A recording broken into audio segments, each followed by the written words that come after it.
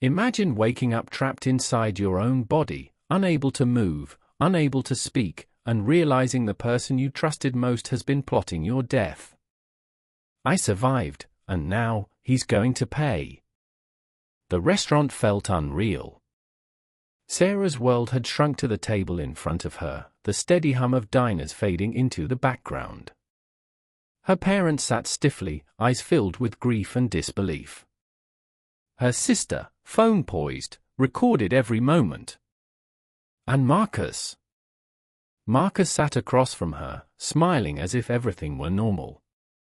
The man she had once loved, now nothing more than a stranger with a mask. Your wife, Detective Morrison said quietly, slicing through the tension. Silence fell. Marcus's brow furrowed, eyes darting nervously. What? He asked, his voice shaky. Your wife told us everything, Morrison said evenly. The affair, the insurance money, the condo in the Pearl District, your trip to Bali, every plan you made. She told us. Marcus laughed nervously, shaking his head. Impossible. She can't talk. You said she was brain dead. Dr. Patel's calm gaze locked on him. I said she was in a persistent vegetative state. I lied. Marcus, your wife has locked-in syndrome. She's been awake this entire time. She's heard everything. Every cruel word, every betrayal, every secret plan. And she's told us everything you said to Kelly Morrison over the past 2 weeks. Sarah's eyes met his. She let him see it, her awareness, her fury, her judgment. Marcus stumbled back, panic creeping in. No, she can't. Never cut her break lines. Detective Park asked. Marcus froze. Morrison held up his phone. Her husband's own voice confessed everything. Sarah had heard it all. For the first time, Marcus saw the truth reflected in her eyes. And fear washed over him, sharp and undeniable. Marcus's face crumpled as he heard his own confession played back. The words he had whispered in the dark, thinking no one could hear, echoed through the room, damning him in every possible way. He looked at Sarah, desperation and horror written across his features. Where did you get that? He whispered. From your wife, Detective Morrison said calmly. She had help recording it. Marcus's knees almost buckled. He hadn't accounted for her. Not for her awareness. Not for the truth being exposed. His plan had been meticulous, cut the brake lines, stage an accident, make it look like a tragic event. He hadn't expected this. Sarah alive, conscious, knowing everything. Sarah's heart pounded, a mix of fear, anger, and vindication. She had imagined this moment countless times, but nothing compared to the reality. Marcus, caught in the crossfire of his own lies, facing the evidence he thought he had concealed. Every calculated move, every attempt to manipulate and control, now shattered. You've been awake. Marcus stammered, tears brimming. Yes, Sarah said, blinking once deliberately, letting him see her full awareness. Oh, God. I can explain, Marcus tried, voice breaking, but Sarah didn't flinch. Detective Park pulled his hands behind his back. You're under arrest for the attempted murder of Sarah Chen. You have the right to remain silent. Marcus barely heard the warning. He was still staring at her, pleading with his eyes. Sarah, please. It wasn't supposed to be like this. I didn't want you to suffer, it was supposed to be quick. Sarah's chest tightened. He had calculated her death, her pain, her silence. And yet here she was, breathing, alive, seeing everything, judging everything. She let the room hold that moment, the moment when his perfect plan fell apart, and savored the raw, savage satisfaction that came with it. The detectives led him away, still trying to justify himself, still clinging to a world that no longer existed. The moment Marcus disappeared from the room, a strange mix of relief and exhaustion washed over Sarah. Her body ached in ways she hadn't even realized, muscles atrophied from weeks of immobility, her mind heavy from the weight of betrayal. But she was alive. She had survived. And for the first time in 2 weeks, she felt the faintest flicker of control over her own life. Jennifer rushed in, her face streaked with tears, relief spilling over. She hugged Sarah tightly, whispering over and over, you did it, Sarah." Sarah grasped her friend's hands, letting herself feel a surge of gratitude. Emma and Dr. Patel had saved her life, yes, but moments like this, family, friends, connection, reminded her why she had fought so hard to stay conscious. Even as she lay there, her body barely responsive, her mind raced with the enormity of everything that had happened. Marcus had tried to orchestrate her death like a business deal, coldly, without emotion. And yet, every word he had spoken, every cruel plan he had whispered in the quiet of hospital rooms, had been captured, recorded, and now exposed. The realization made her pulse quicken with a sense of vindication she had never known. The next few days became a whirlwind. Kelly Morrison, Marcus's accomplice, was arrested, forced to confront the consequences of her actions. Forensics confirmed every detail, every cut-break line, every manipulated plan. Marcus's lawyer tried every trick in the book, coercion, entrapment, claims of extreme stress, but it was futile. The evidence was overwhelming. Sarah's parents arrived from Alaska, faces etched with worry and exhaustion. They didn't ask for details, they didn't need to. Seeing her alive, seeing her fighting for life, was proof enough that justice had started to unfold. Her father held her hand, trembling, whispering promises of the best care, the best therapists, everything to rebuild her shattered life. For Sarah, this was more than recovery, it was a reclamation. Every twitch of a finger, every small movement of a toe, became a victory. The fight was far from over, but for the first time, hope crept in alongside pain. And in that fragile, fleeting hope, she began to dream of standing again, of speaking again, of finally reclaiming the life Marcus had tried to steal. The next few weeks were grueling. I was moved to a specialized rehabilitation center for patients with locked-in syndrome. The doctors were amazed at my progress, but I didn't feel amazed, I felt determined. Every tiny movement, a twitch of my finger, a flex of my toes, was a victory. Emma visited every day, helping me learn to communicate using a special computer that tracked my finger movements. At first, spelling out letters was exhausting, but slowly I could form full words, sentences, and eventually paragraphs. Physical therapy consumed my mornings. Pain gnawed at me, my muscles stiff from weeks of immobility. But I welcomed it, it was proof I was alive, proof I was reclaiming my body. I refused to let Marcus's betrayal define me. My mind replayed everything he had said, every plan he had whispered over the past 2 weeks. The rage that had once consumed me was still there, but I channeled it into determination instead. Nighttime was the hardest. The silence of my room reminded me of what could have happened. I would lie awake, imagining Marcus enjoying a life I had almost lost. I clenched my fists and repeated one truth to myself: I survived. I was conscious. I was here. He had failed. Even amid therapy, I started planning my comeback. I would walk again, speak again, and I would face Marcus at his trial. I would not be a silent victim. I would testify, show the world the monster I had been married to, and take back control of my life. The process was slow, frustrating, painful, but every small gain was a promise. A promise that Marcus's attempts to erase me had failed. I was here. I was alive. The next few weeks were grueling.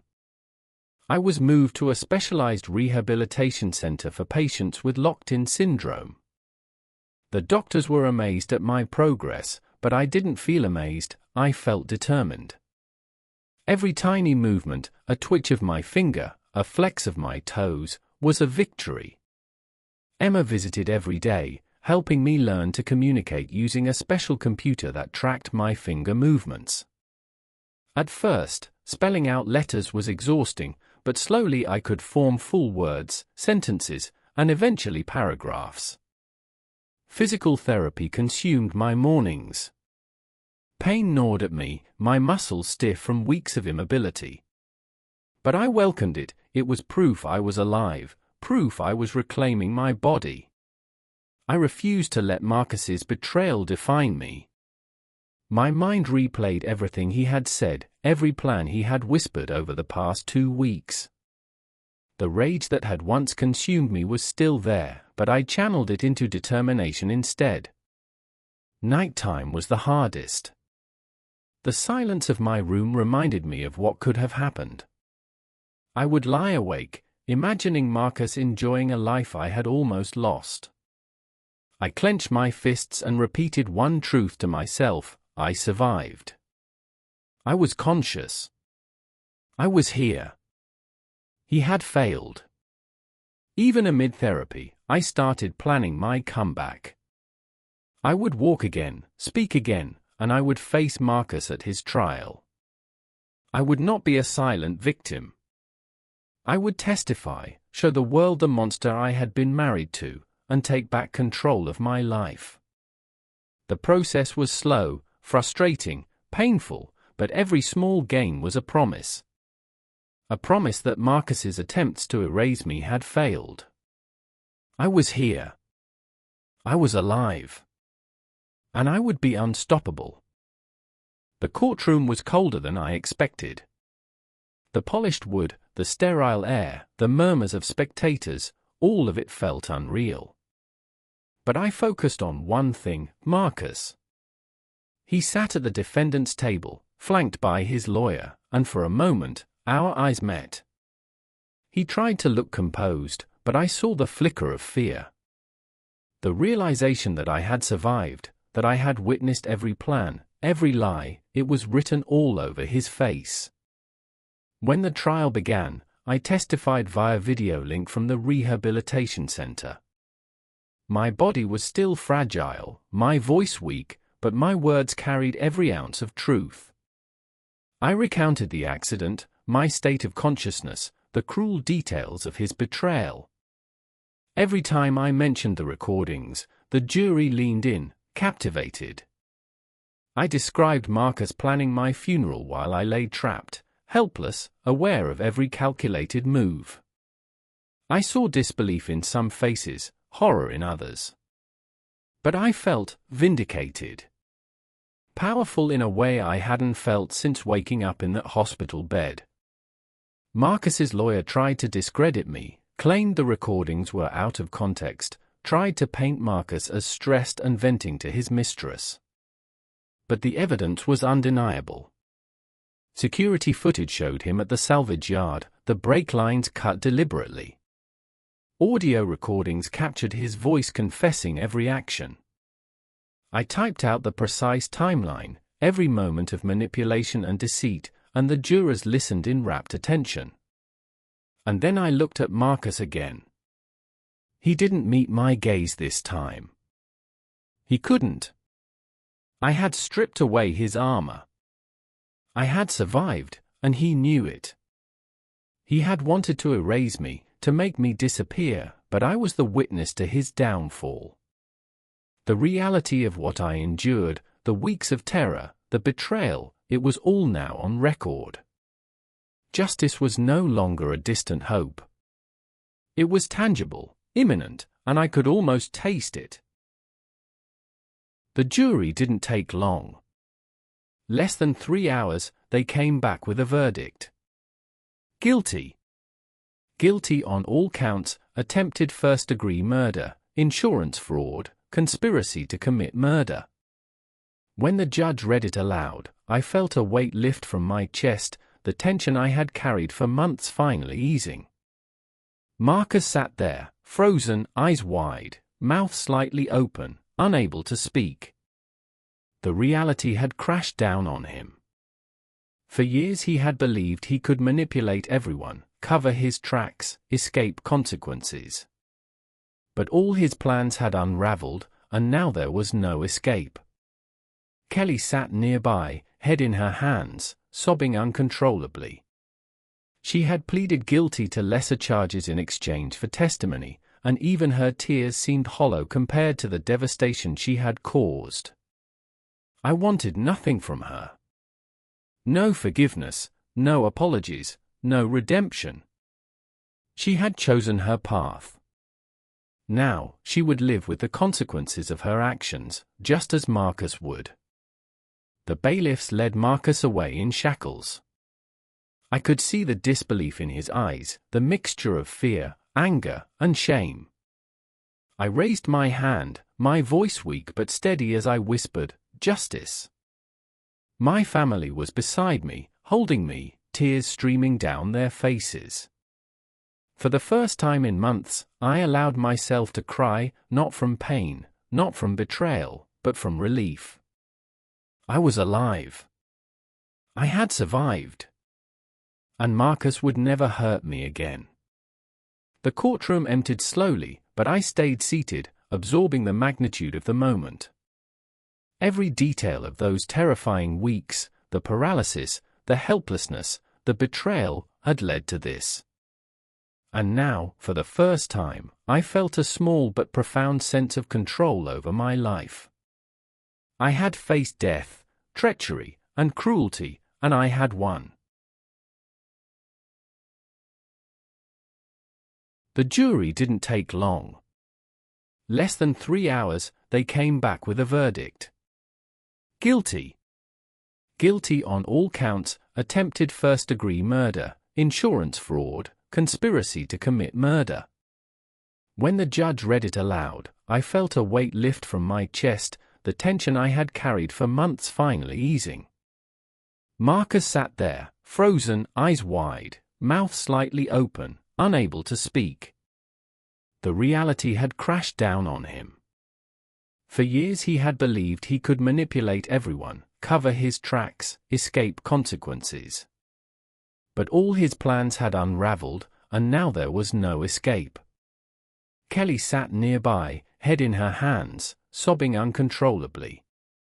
She had pleaded guilty to lesser charges in exchange for testimony, and even her tears seemed hollow compared to the devastation she had caused. I wanted nothing from her. No forgiveness, no apologies, no redemption. She had chosen her path. Now, she would live with the consequences of her actions, just as Marcus would. The bailiffs led Marcus away in shackles. I could see the disbelief in his eyes, the mixture of fear, anger, and shame. I raised my hand, my voice weak but steady as I whispered, "Justice." My family was beside me, holding me, tears streaming down their faces. For the first time in months, I allowed myself to cry, not from pain, not from betrayal, but from relief. I was alive. I had survived. And Marcus would never hurt me again. The courtroom emptied slowly, but I stayed seated, absorbing the magnitude of the moment. Every detail of those terrifying weeks, the paralysis, the helplessness, the betrayal, had led to this.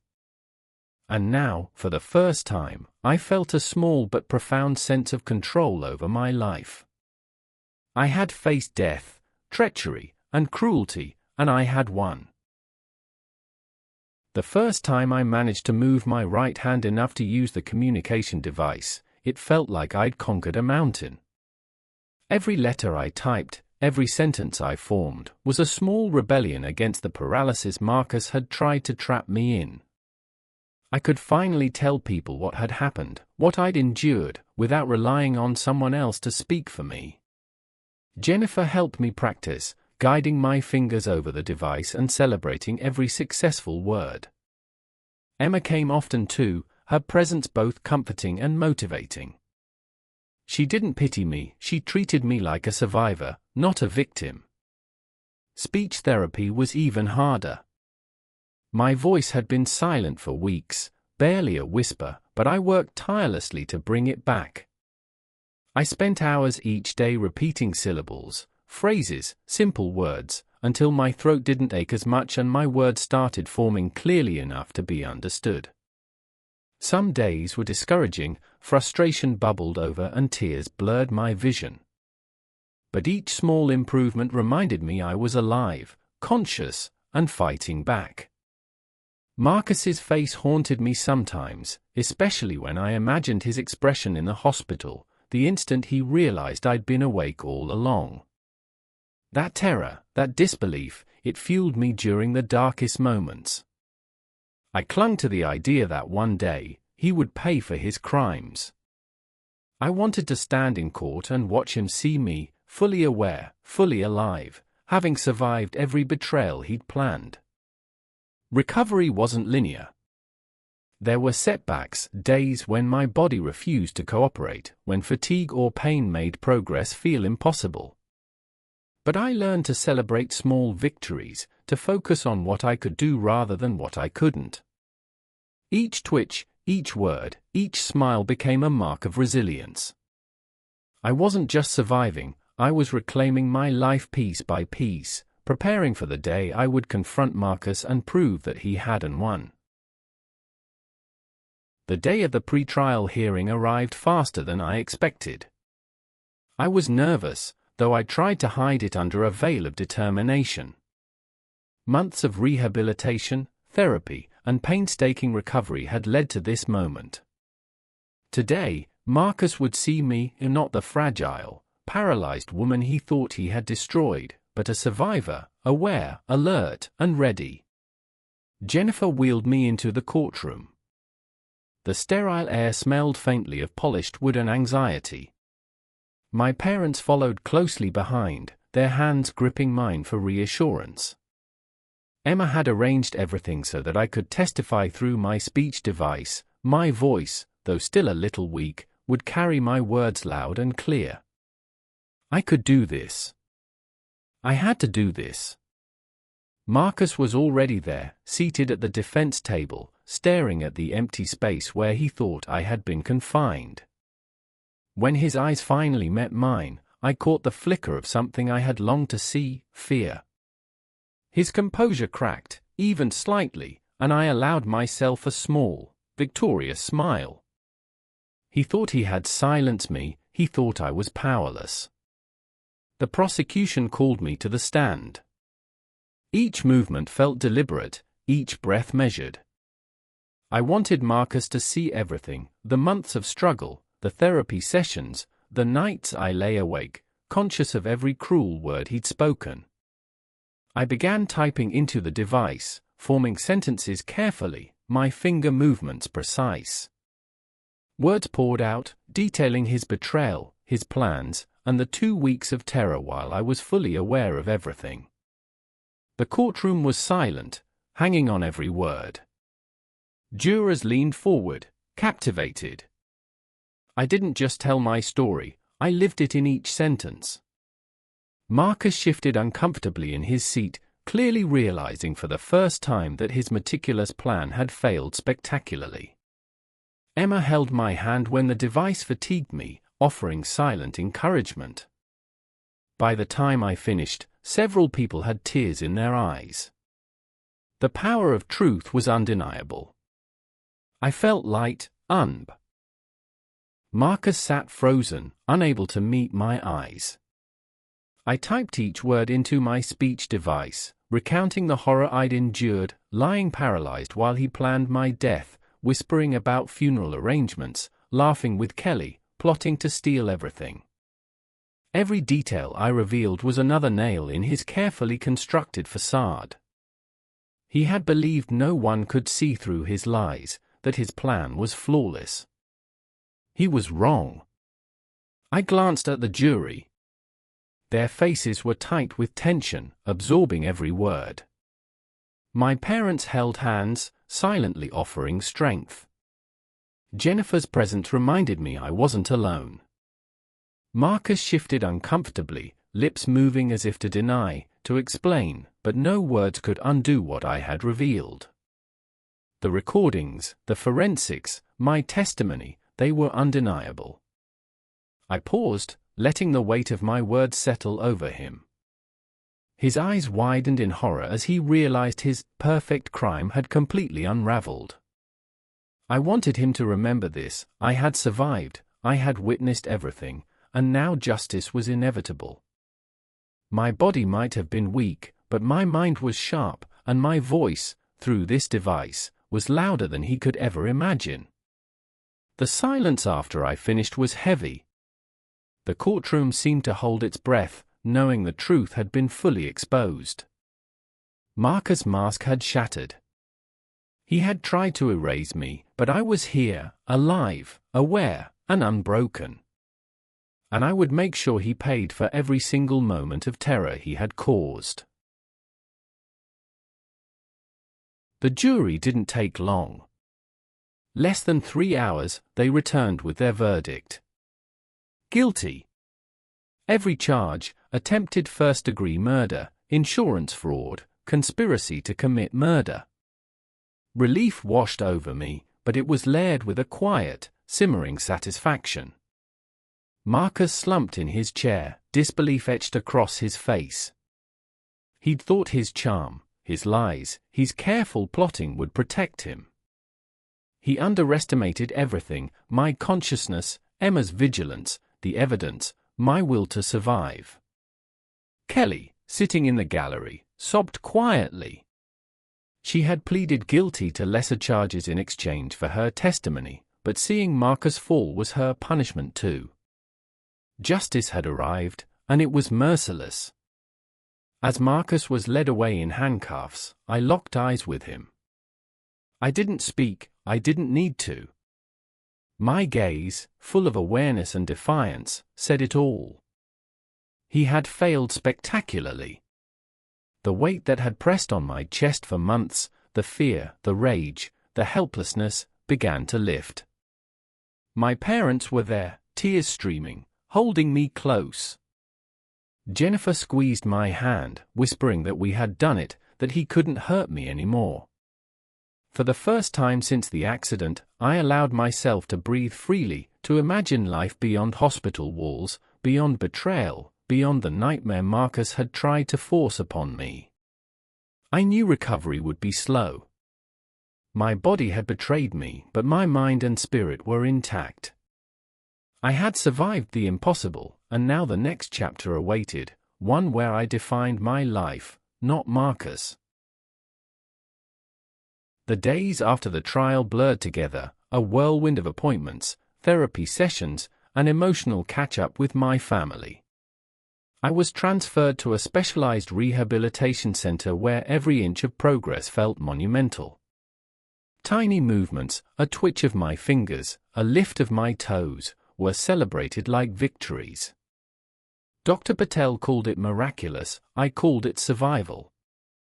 Every morning, I reminded myself that I was alive, that I had escaped death by sheer will, and a nurse who refused to ignore me.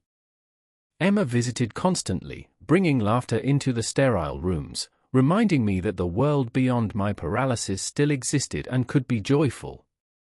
Jennifer sat by my side, reading aloud, sharing news from home, and helping me reclaim small parts of my independence.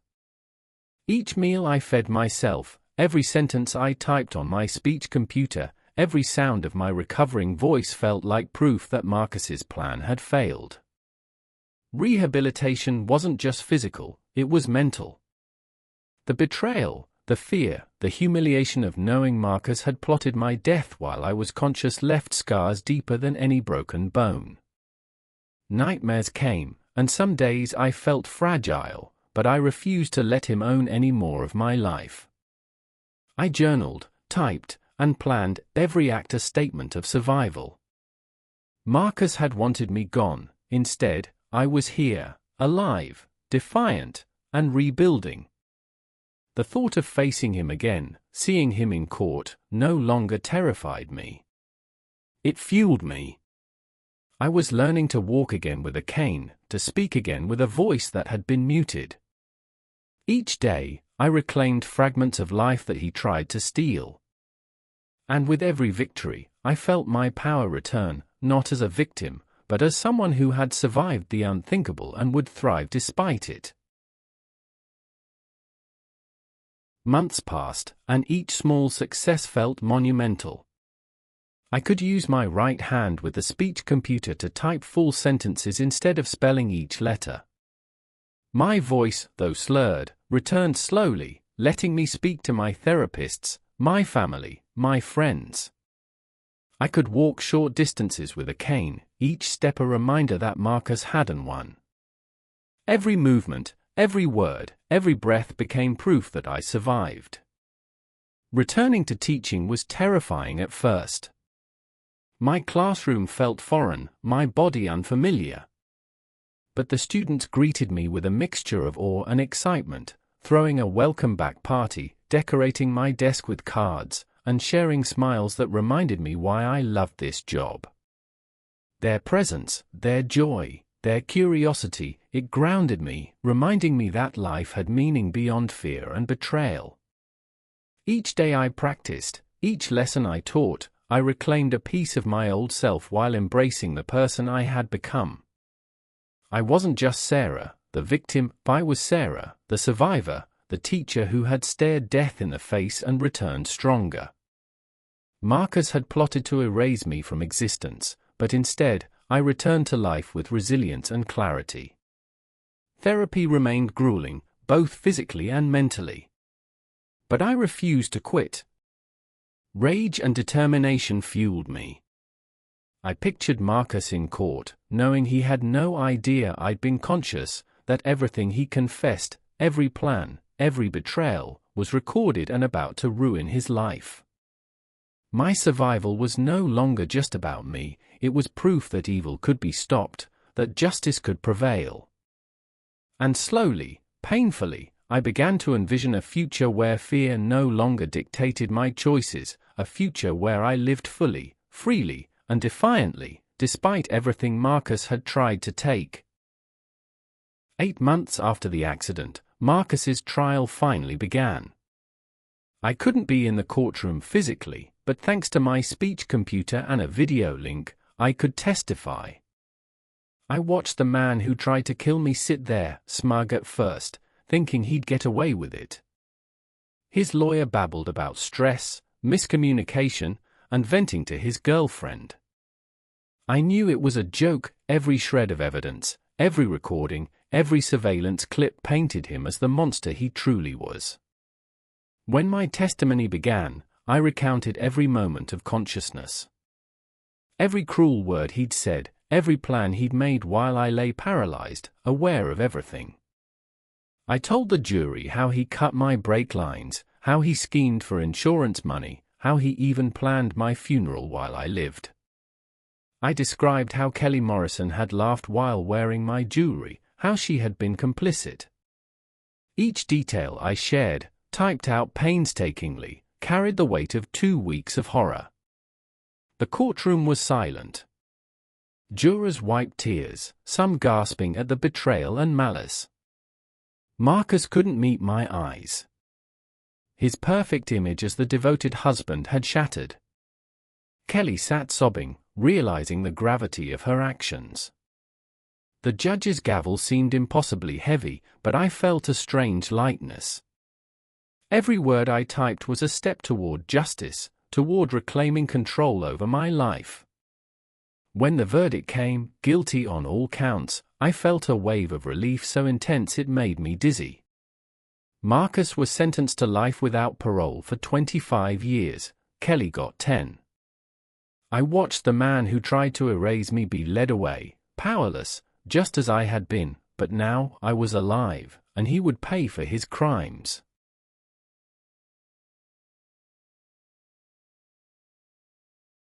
After the trial, life slowly began to feel normal again, or at least a new version of normal.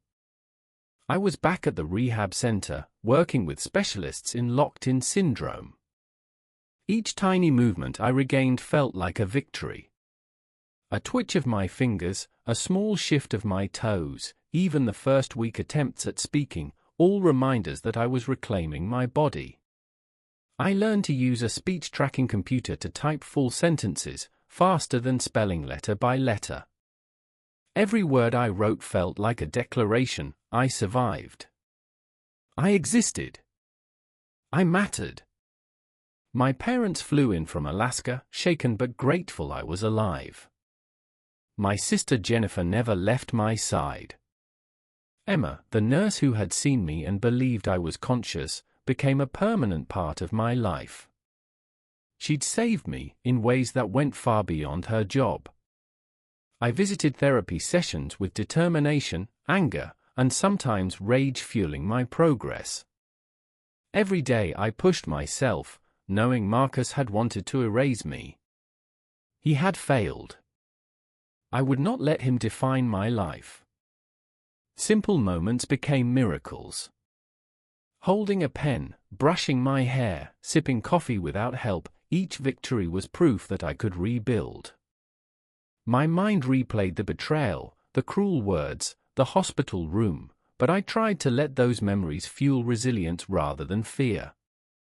I imagined confronting Marcus at trial, and the image of him trapped in prison while I was alive and thriving became my quiet triumph.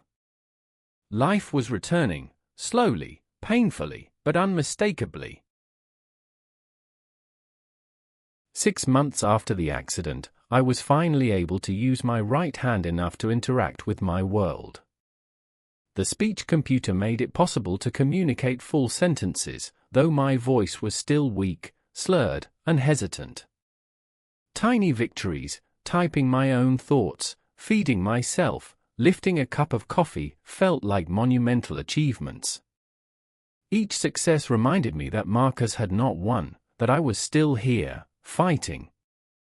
Therapy was grueling, both physically and emotionally. But I welcomed the exhaustion. It proved I was alive. I spent hours practicing speech, slowly regaining control over muscles that had been frozen in time. Emma visited weekly, bringing laughter and reality TV, keeping me grounded in the life I had fought to reclaim. Jennifer helped me navigate the paperwork, the insurance claims, the endless medical appointments, always keeping me focused on recovery rather than revenge. I started imagining the trial in my mind. How I would testify, how Marcus would face consequences, how justice would be served. My anger at him became a source of strength rather than despair.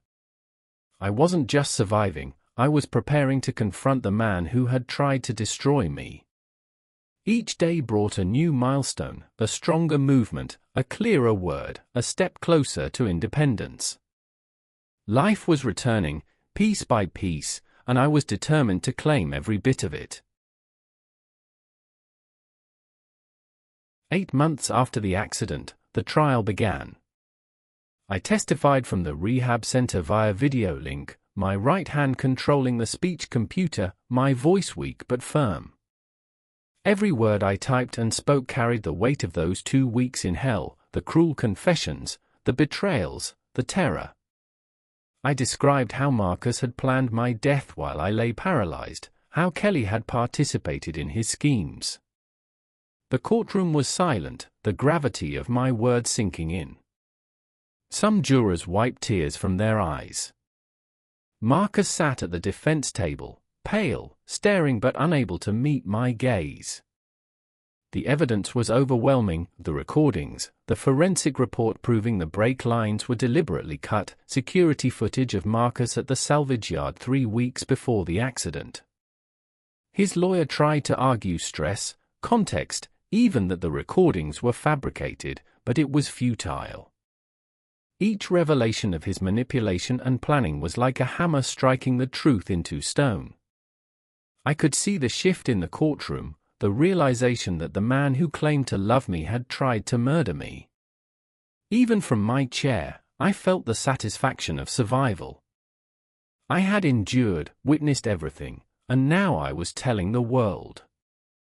Marcus's carefully crafted image of a devoted husband was unraveling before the eyes of everyone who mattered.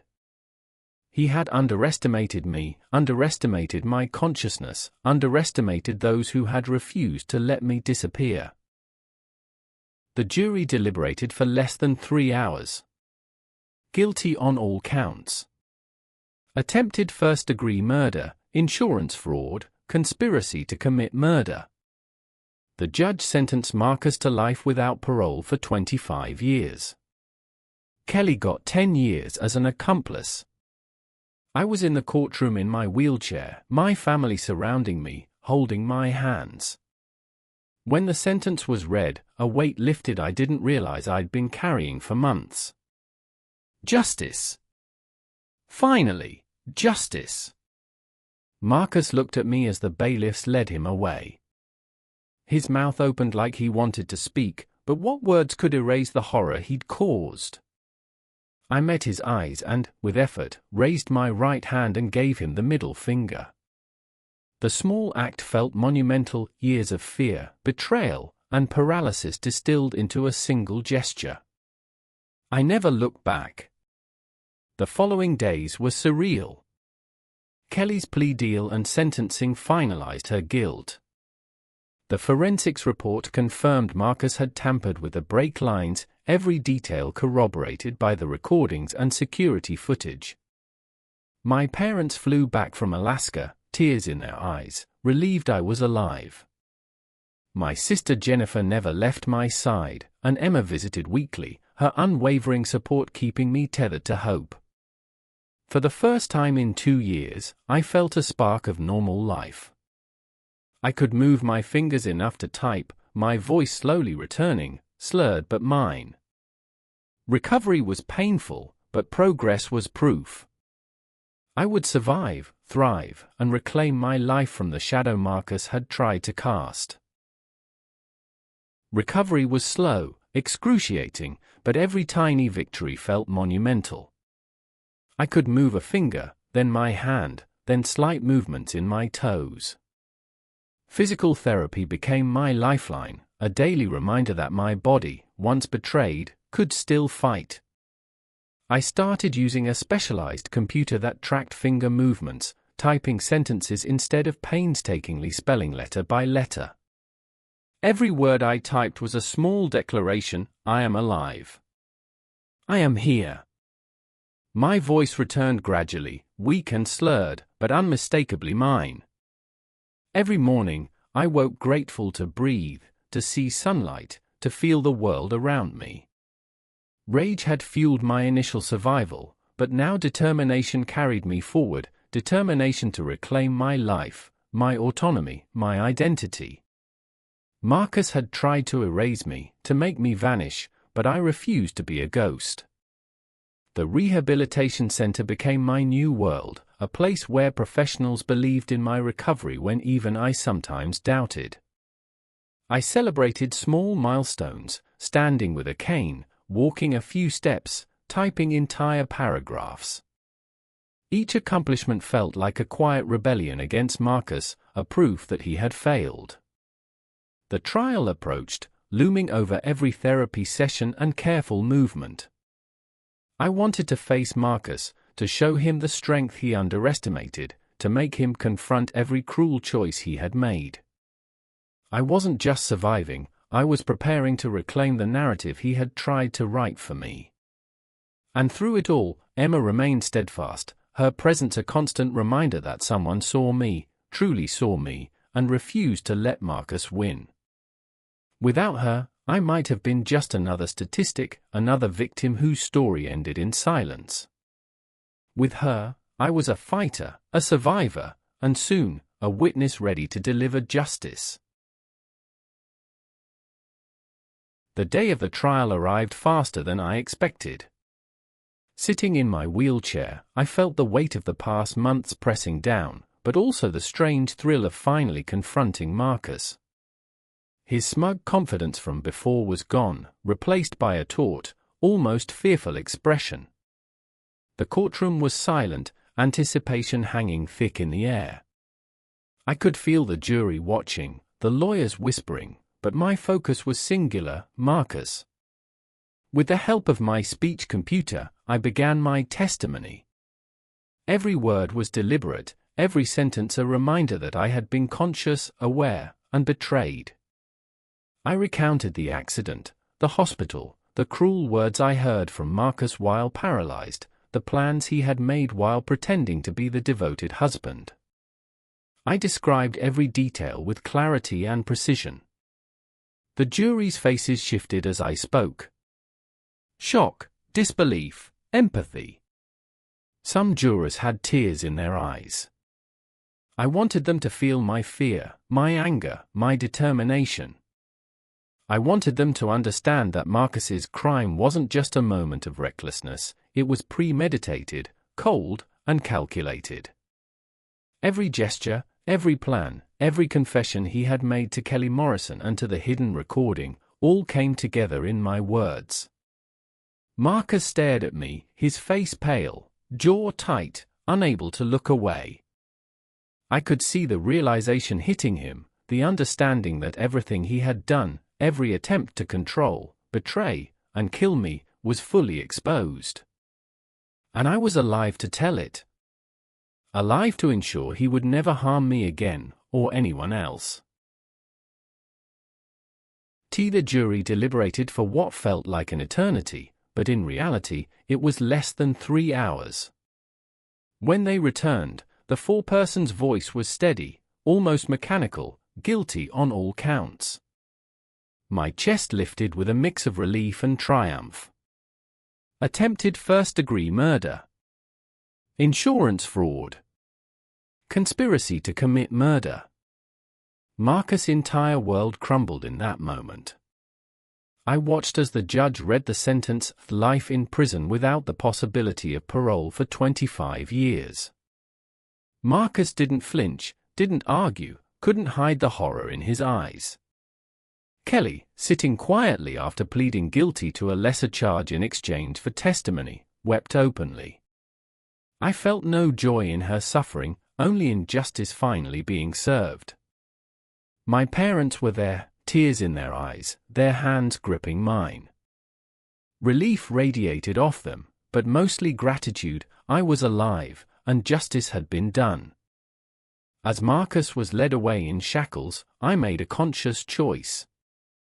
I lifted my right hand slowly, deliberately, and gave him the middle finger. A small gesture, but a declaration.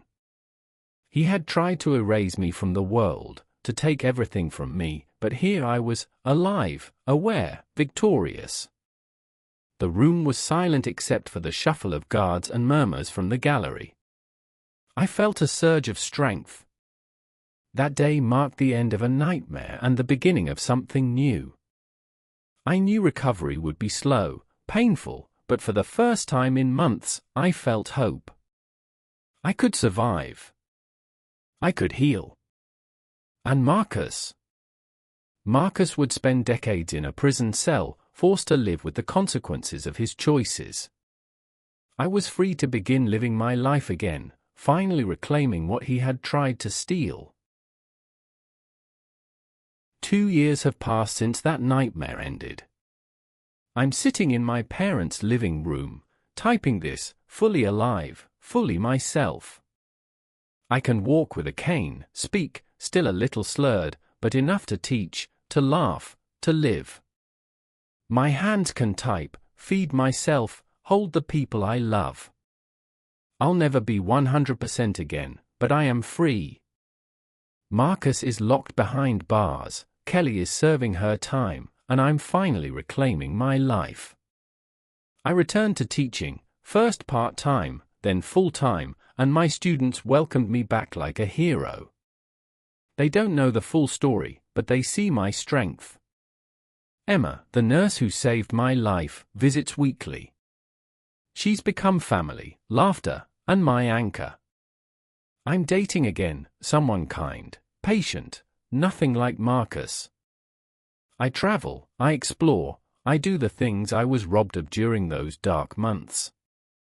Bali, New Zealand, skydiving, each adventure is a defiance, a celebration of survival. I've learned that living well is the ultimate revenge. Hate is exhausting, joy is powerful. Every breath, every sunrise, every laugh is proof that Marcus didn't win. My story isn't about his betrayal anymore, it's about my strength, my recovery, my freedom. I survived what should have killed me, and that gives me a voice, a life, a legacy. So, to anyone listening, trust your instincts, protect yourself, never let fear or a monster's deception define your life. Life is precious, and you deserve to live it fully. I am Sarah Chen. I am alive. I am free. I am thriving. And Marcus, he is a memory, a cautionary tale, a shadow that no longer holds power over me. If you're listening to this, know one thing: survival is a choice. Life will test you in ways you never imagined. People you trust may betray you.